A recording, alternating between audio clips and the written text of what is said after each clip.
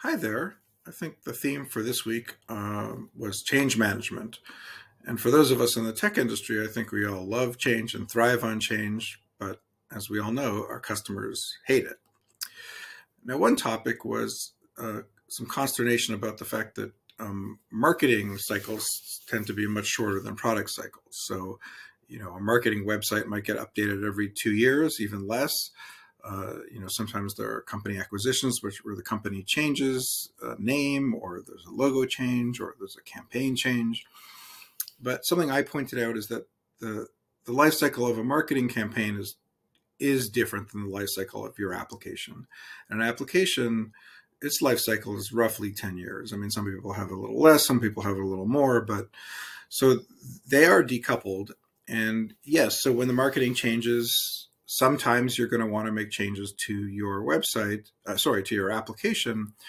But again, you shouldn't necessarily be making very deep changes. You can make changes to the logo.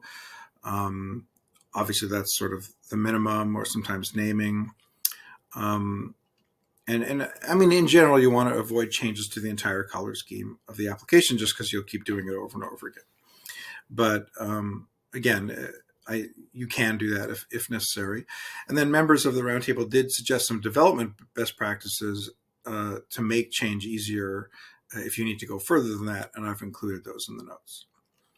So another aspect of change management, of course, is pushing out new features, especially ones that your customers have asked for. And one member of who came today said, well, we push out this feature and then it makes a change to the customer's workflow and they're hesitant to use it. So a couple things to think about when we're pushing changes out. One is to do progressive rollouts. So target a subset of your users. Don't just throw it out there, but just get some feedback from a few customers and end users. And you may end up feeling that you need to make some changes, but that's okay.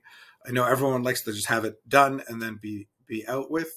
But really, it is common to have to make some changes once it gets into the customer's hands. Another thing that came up was switching from old to new. In other words, when you roll out a new user interface or new feature, give the user the opportunity to return back to the old one. And then you might want to give them a time limit. So like after 3 months, 6 months, something like that, then they have to use the new one. And then finally, there are, of course, formal change management communications, whether they're emails or in-product education.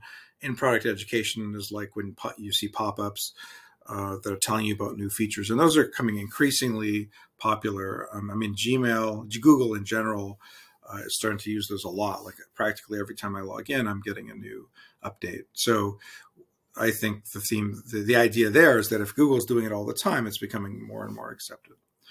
So yeah, those are some thoughts on change management. I hope you can make our next session, which will be Wednesday, March 1st at 3 p.m. Eastern.